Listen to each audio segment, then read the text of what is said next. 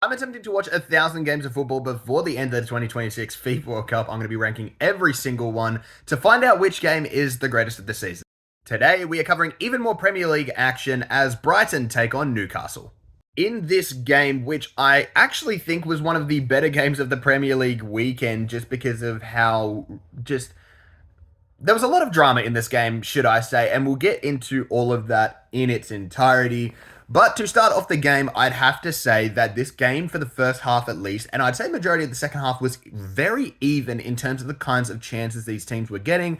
Newcastle would break forward and get a chance, then it would go the other way for Brighton, but the first goal would fall to the home side, Brighton, when Jorginho Rutter would manage to send Danny Welbeck in behind, one-on-one with Nick Pope. He would provide the cutest little chip over the keeper to make it 1-0.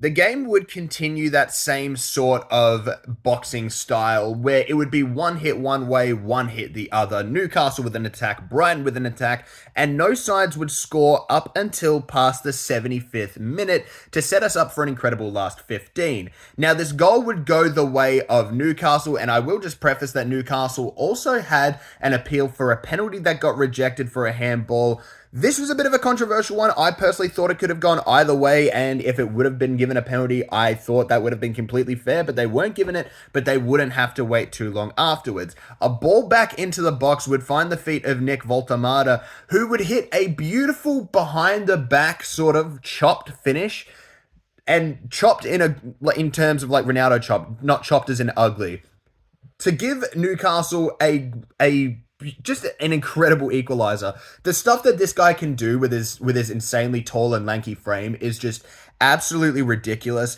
But nonetheless, he got Newcastle back to level terms. It was now 1-1.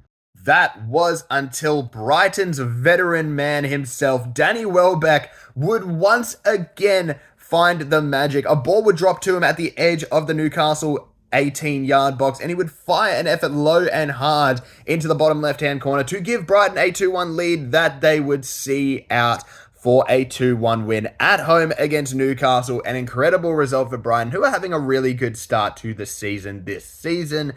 Overall, this game was very entertaining. I thoroughly enjoyed it. I thought there was some great drama and some great action, and because of that, I'm going to rate it a 7.3.